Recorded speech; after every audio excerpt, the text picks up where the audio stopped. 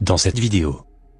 En 2002, un satellite espion américain a détecté une étrange source d'énergie, venant d'une structure souterraine, à l'intérieur d'une montagne, située en dessous du sphinx de Bucegi, en Roumanie.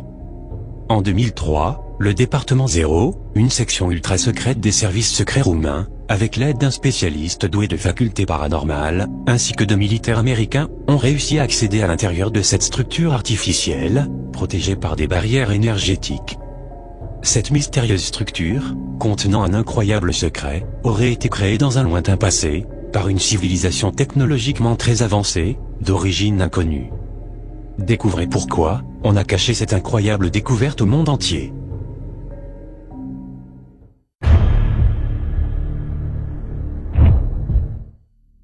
Bonjour.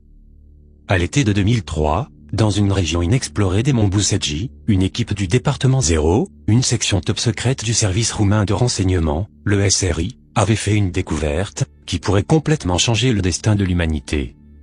Les États-Unis avaient exercé une pression diplomatique colossale sur le gouvernement roumain, qui voulait divulguer les résultats au monde entier. Les implications sont devenues beaucoup plus complexes, en raison de l'ingérence brutale de l'ordre des Illuminati, qui a cherché à prendre le contrôle du lieu des découvertes, et de la Roumanie. Le chef des opérations pour l'État roumain, César Brad, un expert en phénomènes étranges, possédant des facultés paranormales, a été le héros de ces événements incroyables, survenus dans les monts Bucegi. Il a également eu de réunions mémorables avec l'un des principaux représentants des Illuminati, et membre éminent de Bilderberg. En mai 2003, César a été visité par une personnalité très importante. La demande de la réunion est venue du SRI, à la suite de l'intervention du gouvernement roumain. La personne était un étranger, mais qui parlait très bien la langue roumaine. Il était également familier avec le pays. César a informé le SRI que le visiteur était un membre de haut rang d'une loge maçonnique très importante d'Italie, qu'il était un noble, et avait une très forte influence financière en Roumanie. Son influence politique était également très élevée, car il avait réussi à passer le barrage des agents du SRI, et à atteindre la division 0.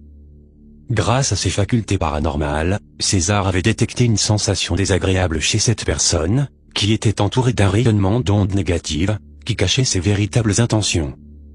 Pour cette réunion, César s'était préparé minutieusement, s'isolant dans une chambre, et tombant dans un état de méditation profonde, pour en savoir plus sur cette personne. Un hélicoptère du SRI avait amené ce grand monsieur, vêtu d'un costume noir. Il avait une canne à manche d'ivoire, et avec des incrustations d'or. Son visage exprimait la dureté, et ses yeux verts avaient un effet étrange, rayonnant d'une froideur inhabituelle.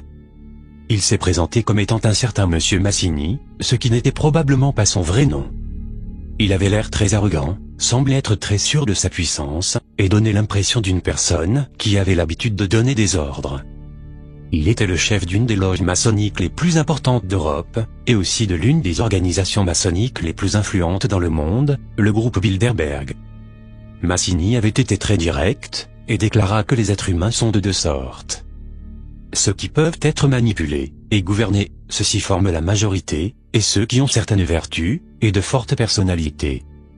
Il expliqua que son groupe faisait partie de l'ordre maçonnique le plus élevé, et il était très intéressé par l'issue de cette rencontre. Massini expliqua que le groupe Bilderberg n'était pas une loge maçonnique, mais qu'il était beaucoup plus que cela. En réalité, les loges ne sont que des façades, et le pouvoir réel est beaucoup plus élevé que le 33e niveau hiérarchique. Massini invita César à se joindre au groupe, lui faisant comprendre qu'il pourrait avoir de nombreux avantages. Selon César, Massini était à la fois physiquement et psychiquement fort, ce qui contrastait avec son âge. Malheureusement pour lui, son pouvoir était centré sur un énorme ego, de l'arrogance, et un sentiment de supériorité sur les autres. Massini a informé César qu'il s'était adressé à lui personnellement, en utilisant son influence politique, parce qu'il avait été impressionné par la puissance psychique de ses facultés paranormales. Précédemment, en 2002, un satellite espion du Pentagone avait découvert une forme distincte dans les montagnes de Bucegi. L'espace vide à l'intérieur de la montagne n'avait pas de liaison avec l'extérieur, et semblait avoir été sculpté de l'intérieur, par des êtres intelligents. Ce n'était certainement pas une grotte. le scan par satellite de la montagne montrait deux grandes zones énergétiques. Ces obstacles étaient produits avec de l'énergie artificielle. Le premier était comme un mur énergétique, bloquant l'accès au tunnel, tandis que le second était en forme de dôme, et était situé à l'extrémité opposée du tunnel, près du centre de la montagne. Massini était sûr qu'à l'intérieur du dôme, ils allaient découvrir quelque chose de très important. Il avait une connaissance approfondie de l'origine de cette découverte, et de l'existence d'un, ou de plusieurs objets, situés à l'intérieur de la grande salle hémisphérique. Le tunnel, et la coupole, étaient étrangement alignés avec les formations rocheuses du haut de la montagne, connues sous le nom de Babel, et Sphinx de Boucetji. L'équipe du Pentagone qui était sur place, avait noté que la barrière d'énergie hémisphérique, avait la même fréquence vibratoire, et la même forme, que celle d'une autre structure souterraine top secrète, qu'ils avaient découvert précédemment, près de Bagdad, en Irak. Peu de temps après cette découverte, la guerre en Irak avait débuté, et après quelques mois, les Américains eurent accès aux plus grands secrets de la région, dont les Irakiens ignoraient tout. Massini expliqua à César que le contenu de cette découverte était lié avec le mystérieux passé de la Terre, et de l'histoire de leurs organisations secrètes. Lorsque l'enquête du Pentagone remarqua les similitudes entre la structure souterraine de Bagdad et celle des monts Boucetji, Massini et sa loge maçonnique devinrent subitement extrêmement agités. Initialement, ils avaient presque paniqué. La panique était principalement due au fait que cette structure, beaucoup plus vaste et plus complexe que celle d'Irak, se trouvait sur le territoire de la Roumanie. Apparemment, il semblerait que la Roumanie aurait un rôle important dans la chute des sociétés secrètes qui contrôlent le monde et asservissent l'humanité. On a également suggéré que quelque part au-dessus des monts Boucetji se trouvait une pyramide énergétique, invisible à l'œil nu, qui contiendrait la véritable histoire de notre planète. On peut imaginer la panique des Illuminati. Massini avait fait parvenir sur le site une foreuse sophistiquée pour les roches ultra dures, utilisée par l'armée américaine. Le dispositif utilisé produisait un jet de plasma et une sorte de champ magnétique tournant pour fondre littéralement la roche, sans aucun effort visible. Ils ont réussi à creuser, à environ 60 mètres après la première barrière énergétique, et ont atteint la première galerie, qui ressemblait à un tunnel de métro. Ces murs étaient parfaitement polis. Au bout du tunnel, il y avait une porte de pierre massive, protégée par une barrière énergétique invisible. 3 membres de la première équipe d'intervention spéciale, qui avaient essayé de toucher la porte, furent immédiatement victimes d'un arrêt cardiaque, et décédèrent. Tout objet, quelle que soit sa matière, qui était lancé contre la barrière, était désintégré, en se transformant instantanément en fine poussière. Par la suite, 2 généraux du Pentagone, ainsi que le conseiller présidentiel américain de l'époque, arrivèrent sur place.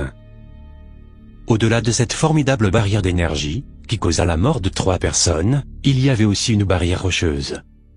Sur une des parois du tunnel, juste devant cette porte, et sur une zone de 20 cm², se trouvait précisément tracé un triangle équilatéral, pointant vers le haut. Il était placé entre l'énorme porte en pierre et la barrière d'énergie invisible. César, à l'aide de ses facultés paranormales, a instinctivement ressenti qu'il existait une compatibilité psychique entre la barrière énergétique et lui-même, comme une sorte de symbiose mutuelle. Sa main effleura alors la surface de la barrière énergétique, et il sentit un picotement sur la peau. Comme le bouclier était totalement inoffensif pour lui, il s'avança, en passant au travers. Les responsables américains avaient été absolument stupéfaits. César estima que la barrière énergétique faisait environ 2 à 3 cm d'épaisseur. Il toucha ensuite le dessin du triangle, situé sur le mur du tunnel, devant la porte de pierre gigantesque, et celle-ci a silencieusement glissé vers la gauche, dans la paroi du tunnel. Cette commande a également annulé la barrière énergétique, en leur donnant accès à une salle immense, qui fut plus tard nommée la Grande Galerie. Étrangement, même s'il n'y avait aucune source de lumière visible, la Grande Galerie était parfaitement éclairée. Après avoir désactivé la première barrière énergétique, l'énorme bouclier hémisphérique, situé à l'autre bout de la salle, s'est soudainement accordé sur une vibration plus haute, et a commencé à émettre des radiations plus élevées. En y regardant de plus près, le mur à l'intérieur de la Grande Galerie semblait synthétique, comme si quelque chose d'organique en faisait partie. il avait une couleur translucide, mais avec des reflets verts et bleus. Des essais ont plus tard révélé que le matériau constituant le mur était un peu rude au toucher, était très solide, et ne pouvait même pas être rayé. Il résistait à toute tentative de brisure, ou de perçage. Plus tard, les scientifiques ont essayé de le brûler, mais d'une manière mystérieuse, les flammes étaient en quelque sorte, comme absorbées par lui, le laissant intact. Les scientifiques américains ont convenu que le mur était une combinaison mystérieuse de matière organique et inorganique. Après 280 mètres, la galerie tournait brusquement vers la droite, avec un angle aigu. Plus loin, une lumière bleue, scintillante, pouvait être vue. La lumière bleue, à l'extrémité de la galerie, était le reflet de l'écran de protection d'énergie. Le conseiller américain sur les questions de sécurité nationale avait reçu un appel, et avait été informé que le bouclier énergétique de Bagdad, en Irak, s'était soudainement activé, et qu'il résonnait également à une fréquence élevée. En face de l'écran de Bagdad, un hologramme de notre planète apparut, et progressivement, il fit une représentation du continent européen, puis, en zoomant vers le sud-est, il montra les monts Bucegi de Roumanie, et finalement, l'emplacement du couloir, à l'intérieur de la structure. Il était donc évident que les deux boucliers d'énergie hémisphérique étaient en connexion directe. D'une manière mystérieuse, la base irakienne avait été informée de la présence de personnes à l'intérieur de la base roumaine. Mais la mauvaise nouvelle, c'est que la présidence américaine fut avertie et contacta la diplomatie roumaine. En quelques minutes, toute l'opération fut divulguée, et le plan de Massini tomba à l'eau. La présidence américaine exigea de prendre le contrôle de la base secrète roumaine et de toute l'opération. Mais les politiciens roumains, qui ne savaient rien de l'opération secrète qui était en cours, ont paniqué. Les généraux du Pentagone, présents sur les lieux, avaient été informés que Washington avait exigé une réunion d'urgence. Pendant ce temps, une session d'urgence du Conseil suprême de la défense roumaine créa une énorme vague de sympathie pour le département 0. La plupart avaient été secoués par les nouvelles qu'ils avaient reçues. Leur décision fut de poursuivre les recherches, mais sous le contrôle complet du département 0. Ils avaient également exigé un inventaire de tout ce qu'on trouverait dans la grande salle. De Bucarest, la capitale de la Roumanie, des ordres contradictoires, arrivés par vagues, s'annulant mutuellement. Certains étaient très violents et stricts, tandis que d'autres étaient incompréhensibles, dénotant de l'énorme tension qui était en cours. Les membres du Conseil suprême de la défense roumaine étaient en session permanente et restaient en contact avec l'équipe du mont Bucegi. Finalement, après avoir discuté de l'affaire pendant des heures, ils avaient décidé de rendre publique la découverte. Le gouvernement roumain était alors prêt à faire une déclaration officielle dans le monde entier, malgré l'opposition de certains membres du Conseil de sécurité, qui n'approuvaient pas cette décision. Quand la diplomatie américaine avait été informée que la Roumanie allait révéler les découvertes, tout est tombé dans le chaos. La Maison-Blanche appela directement le président de la Roumanie, lors d'une importante conversation téléphonique.